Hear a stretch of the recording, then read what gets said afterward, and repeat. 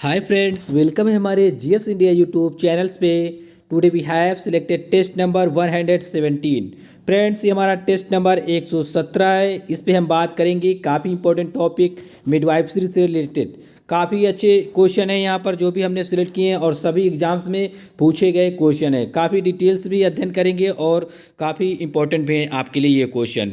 आप देख सकते हैं अपनी स्क्रीन पर ये क्वेश्चन सभी नर्सिंग एग्जाम्स के लिए वेरी वेरी इंपॉर्टेंट हैं। Okay, all state staff nurse, all state ANM GNM, all state CHO, MPPV, वीएपीएम्स, army nursing, CRPF nursing, BSc nursing entrance और ये PGI, AIIMS nursing, army nursing, ये सभी के लिए एंट्रेंस भी जितने एग्जाम्स होते हैं सभी के लिए very very important. Haryana staff nurse, Punjab, Chandigarh, UPNHM, MPNHM, Bihar CHO, MP CHO, Rajasthan, Maharashtra, Kerala सभी के लिए समान रूप से उपयोगी है। चलिए स्टार्ट करते हैं। क्वेश्चन नंबर फर्स्ट है आपकी स्क्रीन पर, पढ़ लें फिर अपना आंसर बताएं। क्वेश्चन नंबर 1, डिलीवरी के बाद प्रथम 5-6 दिनों में डिस्चार्ज की औसत मात्रा लगभग कितनी होती है? What is approximately the average amount of discharge in the first 5 to 6 days after delivery? क्या होगा इसका राइट आंसर?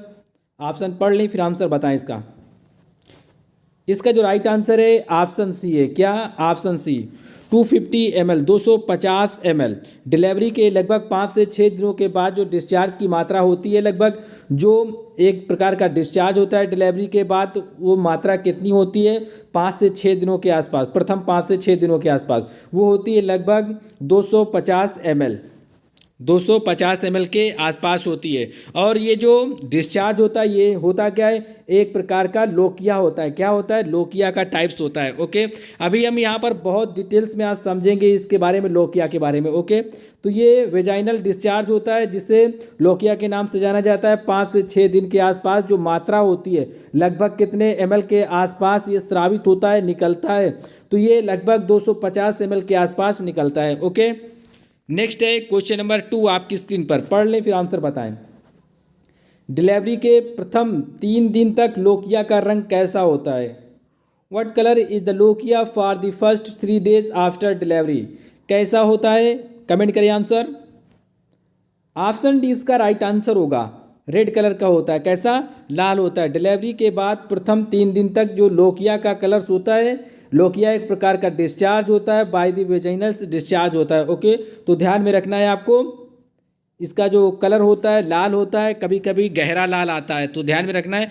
डार्क रेड कहें या लाल कहें, तो ओके, रेड कहें या डार्क रेड कहें, दोनों ऑप्शन सही होते हैं। लेकिन क्या है, जब भी एग्जाम्स में दिया जाता है तो लाल ही दिया जाता है। क्या? लाल या रेड कलर होता है। ओके, तो डिलीवरी के प्रथम 3 दिन तक जो लोकिया का कलर होता है वो कैसा होगा?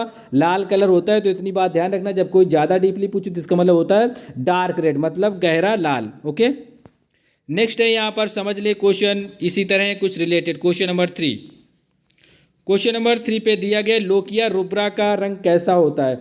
What is the colour of the lochia rubra? आप बताएं अपना आंसर क्या होगा। ये क्वेश्चन पूछा गया यूपीएनएचएम में। क्या है इसका राइट आंसर? और भी कई बार एग्जाम्स में क्वेश्चन पूछा जा चुका है। ऑप्शन डी इसका राइट आंसर होगा। लाल होता है। कैसा? लाल होता है। लुकिया रुब्रा का जो कलर होता है वो कैसा होता है? रेड होता है। एक बात आपको बता दें, इसको कैसे आप ट्रिक के माध्यम से याद रखेंगे। ओके, रुब्रा क्या है? रुब्रा, रुब्रा में आर है तो इसका मतलब इसका कलर कैसा होगा? रेड। एक कॉमन सी बात है, आप यहाँ से समझ सकते हैं। रुब्रा का मतलब होता है रेड। ओके, तो ध्यान रखें, रुब्रा में आर लिखा हुआ है पहला वर्ड, तो आर का मतलब क्या होता है? रेड। आर फॉर रेड, तो रेड मतलब लाल, तो इस तरह आप याद रख सकते हैं। ओके, तो ध्यान रखना, आप कभी भूलेंगे नहीं। रुब्रा, रुब्रा का कलर कैसा होगा? आर। रुब्रा की स्पेलिंग क्या होती है? RUBRA, तो रुब्रा, तो आर फॉर रेड, रेड मतलब लाल, तो ध्यान रखिए, इस तरह आप याद रखें। ओके, अभी जो इसके पहले जो दूसरा क्वेश्चन था उसका भी मतलब वहाँ पर यही था। ठीक है, वहाँ पर पहले 1 से 3 दिन के बारे में बात किया गया था। जो लोकिया रुब्रा का जो टाइमिंग होता है ना वो 1 से 3 दिन तक होता है। कितना? 1 से 3 दिन तक, कोई कोई 1 से 2 दिन तक मानते हैं, या 1 से 4 दिन तक, सॉरी 1 से 4 दिन तक या 1 से 3 दिन तक। जब भी आपसे 1 से 4 या 1 से 4 दिन तक या 1 से 3 दिन तक मेंशन किया जाए तब आप उसका जो कलर बताएंगे वो कैसा बताएंगे? रेड बताएंगे। ओके, जो पहले दूसरे नंबर का क्वेश्चन था उसमें भी मतलब यही था कि उसका जो कलर होता है वो लाल होगा, मतलब वो टाइमिंग कौन सी चल रही होगी? लोकिया रुब्रा की टाइमिंग होगी। ओके, इसका मतलब 1 से 3 दिन की टाइमिंग होगी। ओके, तो ध्यान रखना है पहले दूसरे क्वेश्चन का और तीसरे क्वेश्चन का जो आंसर है ना वो ऑप्शन डी है, क्या? लाल कलर है होता है। ओके, यहाँ पर आप देख लें स्टेज के बारे में बताया गया है। This is the first stage of the bleeding after the lochia is bright red in colour and begins 1-2 days after the birth. होता क्या है? 1 से 2 दिन या 1 से 3 दिन, एक जरूर लिखा होगा उसके साथ, ठीक है? 1 से 3, 1 से 2, 1 से 4 ऐसा करके दिया जाता है एग्जाम्स में। तो ध्यान में रखना पहले दिन से दूसरे, तीसरे, चौथे दिन तक, इस तरह आपको ध्यान रखना है। अभी और डिटेल में बात करेंगे तो समझ जाएंगे आप।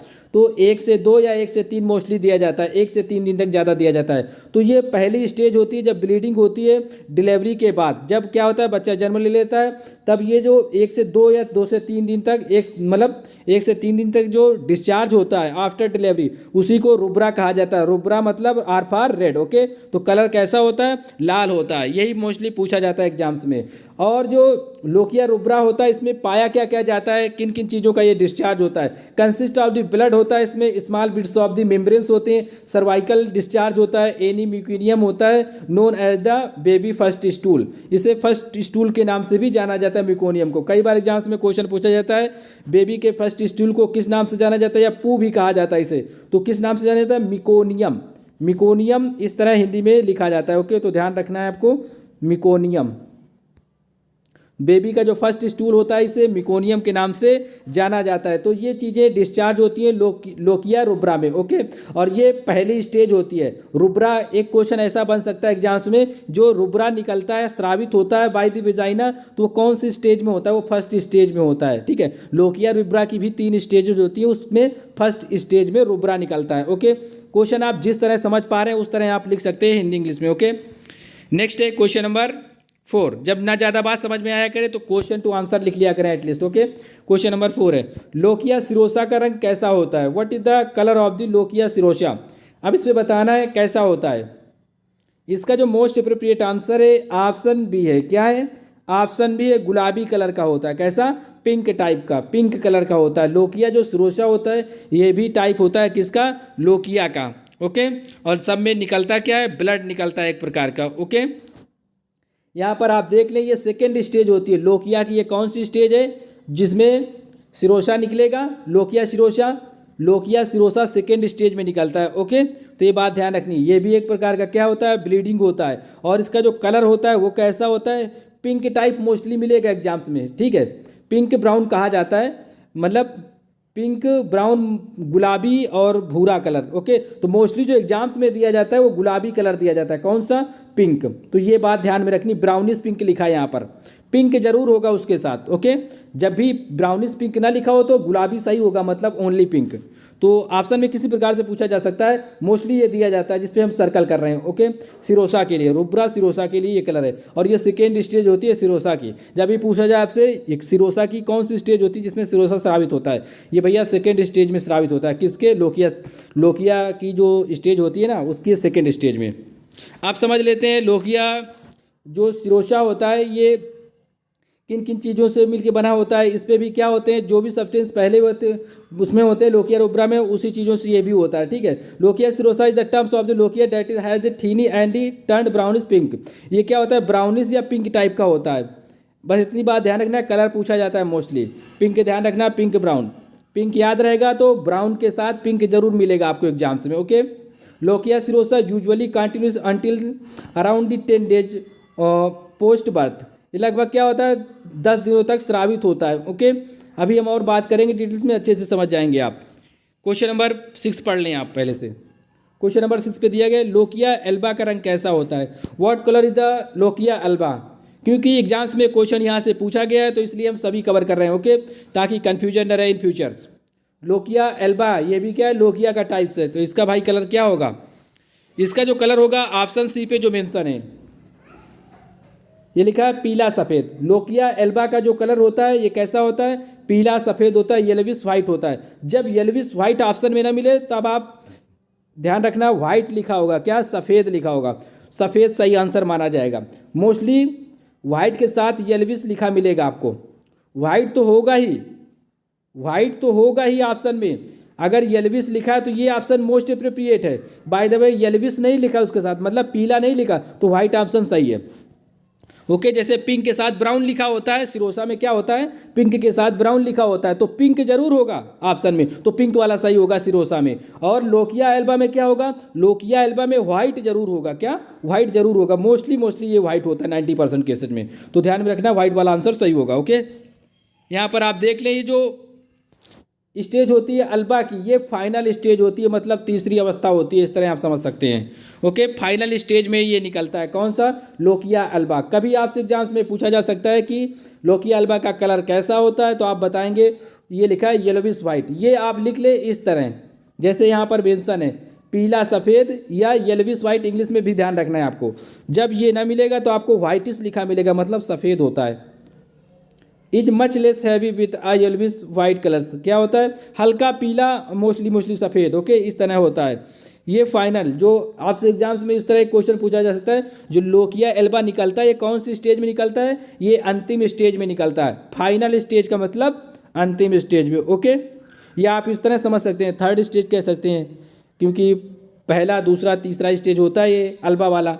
ओके, तो ध्यान में रखना है अपने। और ये लगभग जो इसका टाइमिंग होता है 3 सप्ताह से 3 वीक से 6 वीक तक होता है। कितना? 3 सप्ताह से 6 सप्ताह तक, तो ध्यान में रखना है। आफ्टर बर्थ तो कभी कभी दिया जाता है 2 से 6 के बीच में, तो मतलब 6 लास्ट होगा। जो लोकिया अल्बा का टाइमिंग होगा 6 वीक लास्ट होगा।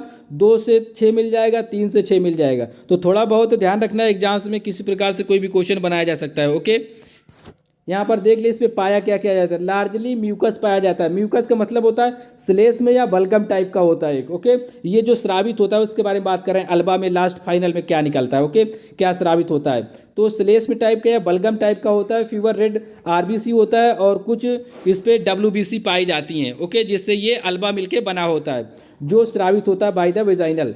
डब्ल्यूबीसी आप ध्यान रखें, आरबीसी और डब्ल्यूबीसी ये डेथ हो जाते हैं। कुछ टिश्यू सेल से कोलेस्ट्रॉल, फैट, म्यूकस, इसका श्रावण होता है या ये निकलता है, ये इसका सिक्रेशन होता है। ओके, अल्बा के टाइमिंग में।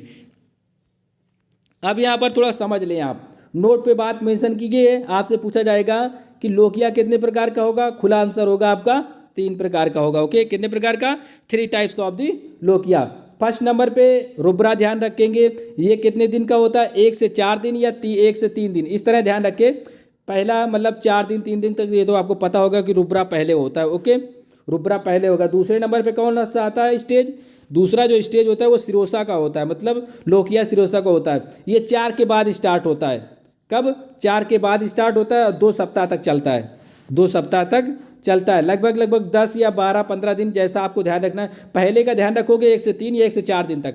पहला कंफर्म रखो 1 से 4 दिन तक या 1 से 3 दिन तक। दूसरा आपको इसी के आगे टाइमिंग ऐड कर लेना है। ओके, इसी के आगे टाइमिंग ऐड कर लोगे। अगर इस पे 4 में 10 ऐड करोगे ना 10, तो 14 हो जाएगा। इसका मतलब 2 वीक यहाँ से आपका आंसर क्लियर हो जाएगा। तो ध्यान रखना, पहले में 1 से 3 या 1 से 4 दिन तक, दूसरे में लास्ट मतलब 2 वीक तक रहेगा। यहाँ पर वीक लिखा है 2 के साथ। ओके, तो ध्यान रखना है आपको।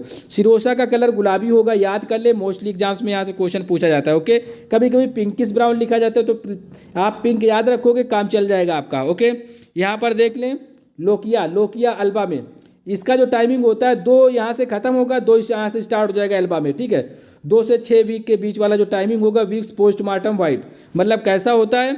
वाइट टाइप का होता है। इसका जो कलर होगा सफ़ेद कलर होगा। ये फाइनल स्टेज होती है अल्बा।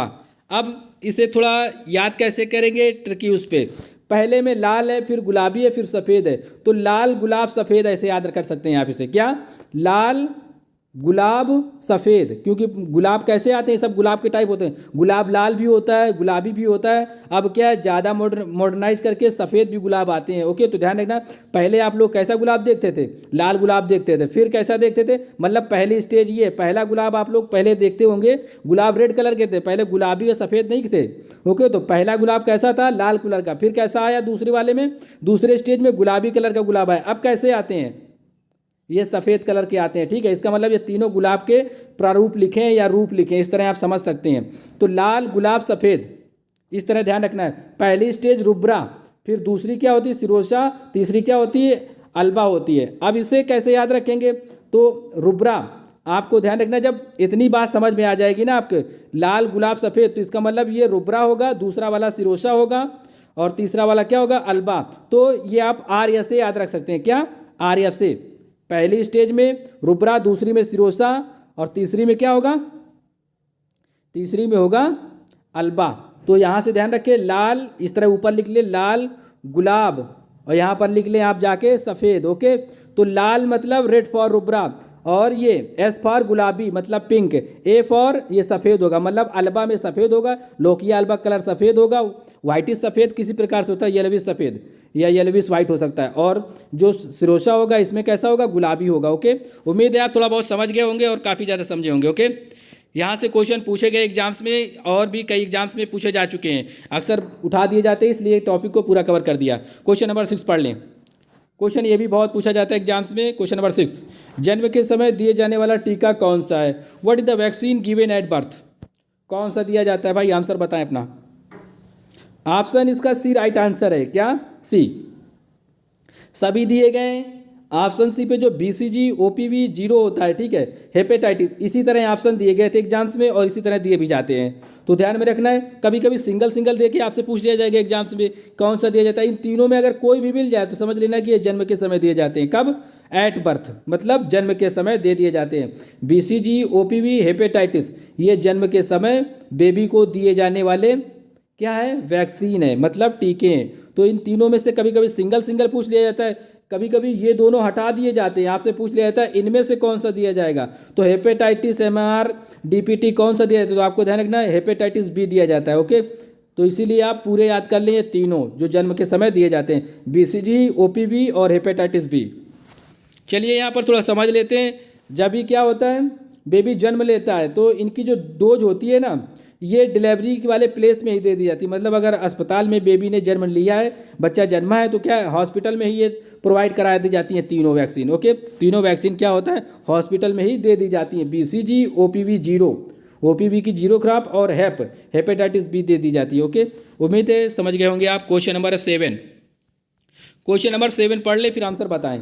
आज समझ ले, हमेशा एक बार पढ़ लिया करें पहली बार अच्छे से। ओके, फिर बाद में आप क्या क्या करें, इसका स्पीड टेस्ट दे दिया करें। मतलब जब भी आप कभी आपको टाइम मिले तो क्या करें, इसे दोबारा सॉल्व कर लिया करें, अपने आंसर देते जाए, क्योंकि यहाँ पर डिटेलिंग से आपकी कवर हो जाएगी। ओके, तो पहली बार जरूर किसी भी चीज़ को पढ़ें तो बहुत अच्छे से अध्ययन करें उसका। क्वेश्चन नंबर 7, गर्भावस्था में गर्भाशयी संकुचन के बारे में सर्वप्रथम किसने व्याख्या की थी। In pregnancy who was the first to explain the uterine contraction, किसने किया था भाई। इसका जो राइट आंसर है ऑप्शन सी है, क्या, ये ब्रेक्सटोन हिग्स ने की थी। किसने, ब्रेक्सटोन हिग्स ने। ऑप्शन बी, ऑप्शन सी पे थोड़ा सा उसमें हुक्स लिखा है, हुक, और इस पे हिग्स लिखा है, तो हिग्स सही होगा। क्या ऑप्शन, हिग्स वाला। तो ध्यान में रखना है, ब्रेक्सटोन हिग्स वाला ऑप्शन सही होगा, जिसने सबसे पहले बताया था गर्भाशय के संकुचन के बारे में। होता क्या है अभी बात करेंगे नीचे डिटेल्स में। ओके, चलिए थोड़ा समझ लेते हैं। ये जो ब्रेक्सटन हिग्स कंस्ट्रक्शन होता है, ये होता क्या है। कंस्ट्रक्शन का मतलब होता है सिकुड़ना, संकुचन का मतलब अपनी भाषा में लिखना चाहे तो लिख सकते हैं, संकुचन का मतलब होता है सिकुड़ना। ओके, इसमें क्या होता है, ये जो यूट्रस होता है ये सिकुड़ जाता है, तो मतलब बहुत टाइट हो जाएगा। इस पर क्या होता है, महिलाओं को बहुत पेन होता है जब वो ड्यूरिंग द प्रेगनेंसी, तो जब ये टाइट हो जाएगा मतलब संकुचित हो जाएगा। इसका मतलब लिखना चाहे तो लिख लें, संकुचन का मतलब होता है सिकुड़ जाता है। ओके, सिकुड़ जाएगा मतलब उसका जो फैलाव था ना, रिलैक्स होता था तो फैलना होता है उसका। जब ये सिकुड़ जाएगा तो ये क्या होगा, टाइट हो जाएगा। जब टाइट होगा तो उनको थोड़ा पेन महसूस होगा, क्योंकि पेट में बेबी होगा उनके, तो जब सिकुड़ जाएगा, संकुचन होगा, तो क्या होगा, ये अपना आकार थोड़ा छोटा करेगा हल्का सा, तो उनको टाइटपन महसूस होगा, ओके, कड़ापन महसूस होगा, जिससे उनको हल्का सा दर्द का अभाव होता है, जिसे फॉल्स पेन्स के नाम से भी जाना जाता है इस चीज़ को, ओके, फॉल्स पेन्स के नाम से जाना जाता है। गर्भाशय का संकुचन तो आप समझ गए, ओके। अब एक क्वेश्चन यहाँ पर देख ले, सेकेंड और थर्ड ट्राइमेस्टर में ऐसा होता है महिलाओं में प्रेगनेंसी के दौरान, during the second and third trimester of the pregnancy you may have the episode when you belly tightens, belly क्या होता है, टाइट हो जाता है, and become the firm to the touch and relax, और जब वो उसको उस पर क्या करती हैं, अपने हाथ उस पर रखती हैं, ऐसे से अपने हाथ से उसको क्या करती हैं, सहराती हैं, तो उनको बहुत रिलैक्स महसूस होता है, ठीक है, क्योंकि कुछ हार्मोन्स होते हैं जिसकी वजह से क्या होता है, वो इसे ढीला कर देते हैं, रिलैक्स कर देते हैं, ओके, तो उनको क्या होता है, बहुत अच्छा लगता है उनको हाथ सहराने में, ओके। तो उम्मीद है आप समझे होंगे, जब संकुचित हो जाएगा तो मतलब सिकुड़ जाएगा। इसका सबसे पहले पता किसने लगाया था, इस बंदे ने, इसने ब्रैक्सटन हिक्स ने पता लगाया था, ओके। एक क्वेश्चन जो बहुत पूछा जाता है, बाकी आप पढ़ लेना, समरी हमने सभी समझा दिया है। एक क्वेश्चन जो पूछा जाता है एग्जाम्स में, और पूछा भी गया कई बार एग्जाम्स में, जो ब्रैक्सटन हिक्स संकुचन है ये कौन से ट्राइमेस्टर में दिखाई देता है, या कौन से ट्राइमेस्टर में होते हैं, पहला, दूसरा, तीसरा, तो मोस्टली जो देखा जाता है ये तृतीय ट्राइमेस्टर, मतलब थर्ड ट्राइमेस्टर में ऐसा होता है जो गर्भाशय का संकुचन होता है। आपसे एग्जाम्स में ऐसा पूछा जाता है कि जो ब्रैक्सटन हिक्स है, ब्रैक्सटन हिक्स कंस्ट्रक्शन किस पे देखे जाते हैं, कौन से ट्राइमेस्टर में, कभी कभी इतना लिख के मिलता है ब्रैक्सटन हिक्स किस में नजर आएंगे, कौन सी ट्राइमेस्टर में, पहली trimester, first trimester, second trimester, third, तो आपका जो मोस्ट अप्रोप्रिएट आंसर होगा 99% सही वाला आंसर वो होता है तृतीय ट्राइमेस्टर, ओके। इसको दूसरे ट्राइमेस्टर में भी देखा जाता है, दूसरे ट्राइमेस्टर में भी देखा जाता है, लेकिन क्या है, जो मोस्टली देखा जाता है वो देखा जाता है 90% तृतीय ट्राइमेस्टर, मतलब थर्ड ट्राइमेस्टर में। ये क्वेश्चन पूछा जाता है ब्रैक्सटन हिक्स किस में दिखाई देते हैं, कौन सी ट्राइमेस्टर में। तो उम्मीद है आप समझ गए होंगे। मोस्ट वुमेन्स, यहाँ पर आप पढ़ लें समझ जाएंगे, most womens become the aware of the Braxton Hicks construction in the third trimester, किसमें, मोस्ट ऑफ द वुमेन, अधिकांश औरतों में, अधिकांश महिलाओं में, ओके, थर्ड ट्राइमेस्टर में ये ब्रैक्सटन हिक्स देखने को मिलता है। अब उम्मीद है आप समझ गए होंगे ब्रैक्सटन हिक्स का मतलब क्या होता है, पेट का या बेली का सिकुड़ जाना। जब ये सिकुड़ जाएगा तो क्या होगा, टाइट हो जाएगा, तो महिलाओं को टाइट होगा लगेगा, तो उनको क्या होगा, इस पर हल्का सा दर्द महसूस होगा। जब वो अपना हाथ इस पर सहराएंगे तो उनको काफ़ी रिलैक्स महसूस होगा, क्योंकि कुछ हार्मोन्स और कुछ वो होते हैं जो इसको क्या करते हैं, ढीला करते हैं, रिलैक्स करते हैं, ओके। इतनी बात समझने के लिए काफ़ी आपके लिए। आप क्वेश्चन आप नेक्स्ट पढ़ लें, लेकिन देख लेना ये देखो थर्ड ट्राइमेस्टर में तो होता ही है, लेकिन दूसरे ट्राइमेस्टर में भी ब्रैक्सटन हिक्स देखे जाते हैं। जब ऑप्शन ए बी दोनों हो तब आप दोनों मारोगे, ठीक है, लेकिन जब मोस्ट अप्रोप्रिएट आंसर होगा तो तीसरा ट्राइमेस्टर होगा, मतलब थर्ड ट्राइमेस्टर, तृतीय ट्राइमेस्टर। क्वेश्चन नंबर 8 पढ़ लें, फिर आंसर बताएं। गर्भावस्था के शुरुआती 6 सप्ताह में कौन सी संरचना प्रोजेस्टेरॉन हार्मोन स्रावित करती है, which structure secrete the progesterone hormones in the first 6 weeks of pregnancy. क्या होगा इसका आंसर, पूछा गया क्वेश्चन एग्जाम्स में। ऑप्शन सी इसका राइट आंसर होगा, क्या, कार्पस ल्यूटियम। कार्पस ल्यूटियम ये ऐसी एक संरचना है जो गर्भाशय में पाई जाती है, इसी के माध्यम से प्रोजेस्टेरॉन हार्मोन स्रावित होता है गर्भावस्था के शुरुआती 6 सप्ताह में। क्वेश्चन पढ़ लें, शुरुआती 6 सप्ताह में कौन सी संरचना होती है। एक प्रकार का स्ट्रक्चर्स होता है, एक प्रकार की झिल्ली टाइप्स होती है, एक लेयर टाइप होती है, उसी को कार्पस ल्यूटियम कहा जाता है। वहीं से ये हार्मोन से निकलता है। कौन सा हार्मोन, स्रावित होने का, स्राव का मतलब होता है निकलना, ठीक है, प्रोजेस्टेरॉन हार्मोन से निकलता है, ओके। इसी को प्रेगनेंसी हार्मोन्स के नाम से भी जाना जाता है। It is called the pregnancy hormone. Which hormones, progesterone hormones, okay. Question number 9 पढ़ ले, फिर बताएं अपना आंसर। क्वेश्चन नंबर 9 पे दिया गया, भ्रूण के वजन के अनुमान के लिए कौन सा हार्मोन्स प्रयोग किया जाता है। भ्रूण के वजन के अनुमान के लिए कौन सा हार्मोन प्रयोग किया जाता है, सॉरी कौन सा फार्मूला प्रयोग किया जाता है। आप पढ़ लें क्वेश्चन को, फार्मूला लिखा है यहाँ पर, which formula is use to estimate the fetal weight. Fetal weight का पता लगाने के लिए कौन सा फार्मूला प्रयोग किया जाता है। क्वेश्चन एग्जाम्स में पूछा गया है और ऐसे क्वेश्चन पूछे जा सकते हैं आपसे एग्जाम्स में। इसका राइट आंसर ऑप्शन डी होगा। लेकिन एक बात का ध्यान रखें, यहाँ से 3 क्वेश्चन बनेंगे। क्यों बनेंगे, आपसे एग्जाम्स में इस तरह पूछा जा सकता है, भ्रूण के वजन के अनुमान के लिए कौन सा फार्मूला प्रयोग किया जाता है। भैया पहला भी किया जाता है, दूसरा भी किया जाता है, तीसरा भी किया जाता है, ठीक है। तीनों आपको कभी एक साथ नहीं मिलेंगे, जब भी मिलेंगे अगर कॉम्बिनेशन में मिलेंगे आपको तो ध्यान रखना ए बी दोनों पूछेगा या तो डी पूछ लेगा, जैसे इस क्वेश्चन में पूछा है। ये staff nurse Rajasthan Raipur AIIMS nursing में पूछा गया क्वेश्चन है, ओके। तो ध्यान में रखें किसी के एग्जाम्स में भी आ सकता है, किसी भी स्टेट में आ सकता है, क्योंकि ये भ्रूण के वजन के अनुमान के लिए प्रयोग किए जाने वाला फार्मूला है। मतलब फेटल वेट का कैसे पता लगाते हैं भैया, ये 3 फार्मूले होते हैं जिसके माध्यम से पता लगाते हैं। पहला है सेफर्ड फार्मूला, सेफर्ड सूत्र कहा जाता है हिंदी में, हैडलॉक सूत्र, और एक होता है जॉनसन सूत्र। मोस्टली एग्जाम्स में ये बहुत जब सिंगल पूछा जाता है ना तो ये वाला दिया जाता है, जॉनसन सूत्र और ये वाला हैडलॉक। लेकिन इंपॉर्टेंट तीनों हैं आपके लिए, क्योंकि तीनों से किया जाता है ये काम। तो क्वेश्चन अच्छे से लिख लेना, फिर इनका आंसर ये लिख लेना। और बाय द वे आपको तीनों ना मिले तो कभी एक ही मिल सकता है, क्योंकि ये तीनों इंपॉर्टेंट है। और हैडलॉक फार्मूला का जब प्रयोग किया जाता है ना फेटल वेट में, तो ये हैडलॉक सी फार्मूला होता है। कौन सा? हैडलॉक सी फार्मूला के नाम से जाना जाता है। वो वाले फार्मूले से फेटल वेट का पता लगाया जाता है। तीनों लिख लो आप, काफ़ी इंपॉर्टेंट है। नेक्स्ट है क्वेश्चन नंबर 10, पढ़े फिर आंसर बताएं। ये लिखा है पैप स्मीयर का प्रयोग किसके निदान के लिए किया जाता है? What is a Pap smear used to diagnosis? किसके निदान के लिए किया जाता है? ये भी क्वेश्चन पूछे गए सभी हैं।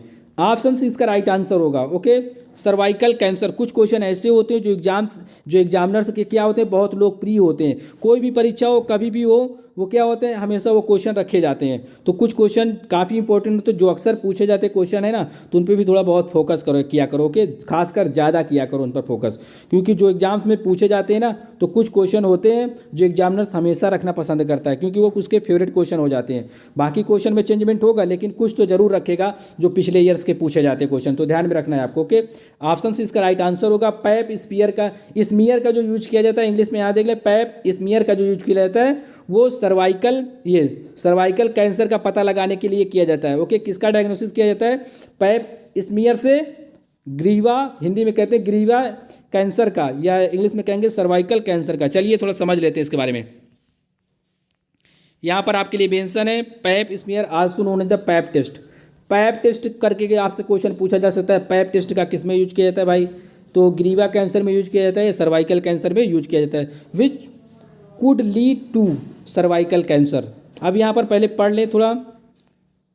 पैप टेस्ट का जो यूज किया जाता है, इसमें किया जाता है look like any cell change in your cervix which could lead to the cervical cancer. आपके जो सर्वाइकल्स होता है उस पर क्या होता है, सेल्स में चेंजमेंट हो जाता है, जिसकी वजह से क्या होता है, सर्वाइकल कैंसर हो जाता है। Cell changes are often caused by the HPV। इसको कहते हैं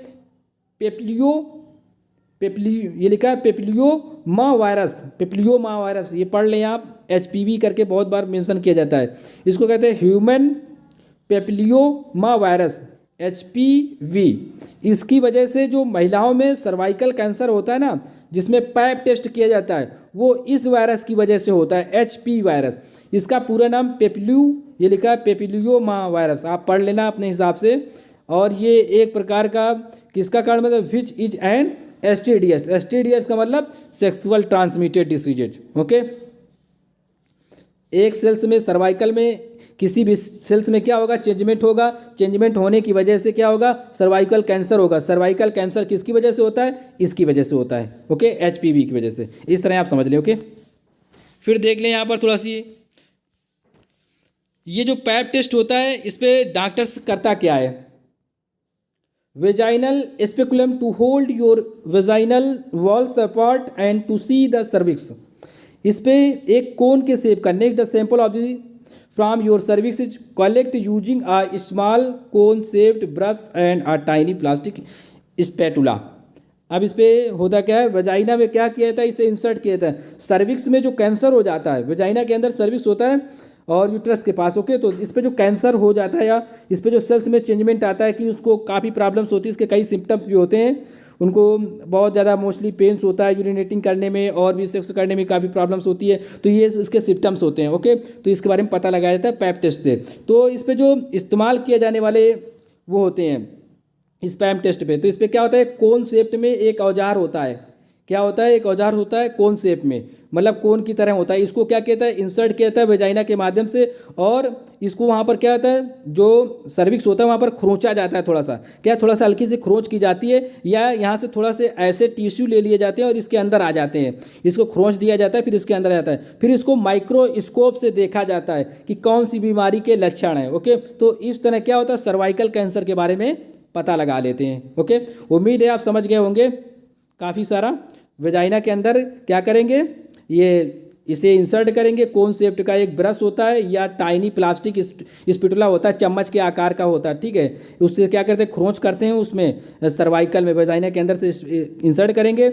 और जो स्पैटुला होता है इसके क्या किया जाता है, इसको ऐसे करके, जो पैप टेस्ट होता है ना, इस पर इसको ऐसे करके फैला दिया जाता है। फैलाने के बाद क्या किया जाता है, इसमें थोड़ा खरोंच किया जाता है, इससे थोड़े सेल्स या थोड़ा सा लिक्विड इसे कलेक्ट कर लिया जाता है। फिर उसको माइक्रोस्कोप से देख के बताते हैं डॉक्टर्स की क्या प्रॉब्लम है। ओके, उम्मीद है समझ गए। क्वेश्चन नंबर 11 पढ़ लें, ये भी बहुत इंपॉर्टेंट है, यहाँ से भी क्वेश्चन बनते हैं। क्वेश्चन नंबर 11, गर्भावस्था के कितने सप्ताह पर फंडल की जो ऊंचाई नाभि के स्तर पर होती है?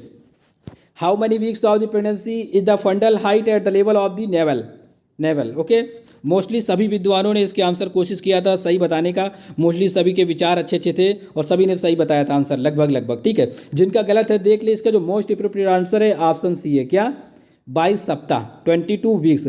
गर्भावस्था के कितने सप्ताह पर जो फंडल की ऊंचाई होती है वो नाभि के स्तर के बराबर हो जाती है, ठीक बराबर हो जाती है, वो 22 सप्ताह पर हो जाती है। चलिए, कभी कभी 22 सप्ताह ना दिया जाए तब आप 24 मारेंगे। क्या? 24 को मार के करेंगे 24 वीक्स, तब बताएंगे आंसर। जब भी आपको मिल जाए 22 वीक्स तब आपका आंसर राइट यही होगा। अब समझाते हैं आपको नीचे थोड़ा डिटेल्स में, ओके, इसके बारे में। यहाँ पर आप पढ़ ले, देख लें। If the fundus reaches the half way between the symphysis and the umbilicus, gestation age is the probably 16 weeks. जब क्या होता है, जो फंडल की ऊंचाई होती है नाभि के आधी दूरी पर पहुंच जाती है। ये नाभि की आधी दूरी पर जब पहुंच जाती है तो ये 16 सप्ताह में होता है। ऐसा कब होता है? ये नाभि है मान लो, ठीक है, तो ये 16 सप्ताह में ऐसा होता है। फंडल की जो ऊंचाई पहुंचेगी नाभि के आधी दूरी पर, तो उसे कहेंगे ये 16 सप्ताह में पहुंच गई। ओके, 20 वीक्स पर। जब ये एग्जैक्ट, यहाँ पर देख ले, थोड़ा जूम कर देता हूँ। If the fundus is at the same height as the umbilicus, the gestational age is probably 22 weeks. जब क्या होता है, ये नाभि है, ठीक है, नाभि के एग्जैक्ट जब मतलब पहुंच जाएगी फंडल की ऊंचाई, ये 22 सप्ताह पर पहुंचती है। कितने? 22। और नाभि की आधी दूरी पर जब पहुंचेगी तो ये 16 वीक्स के आसपास पहुंचेगी, 16 वीक्स के आसपास। अब हिंदी में यहाँ पर दिया गया, थोड़ा समझा देते हैं आपको, ये पढ़ भी लें आप थोड़ा।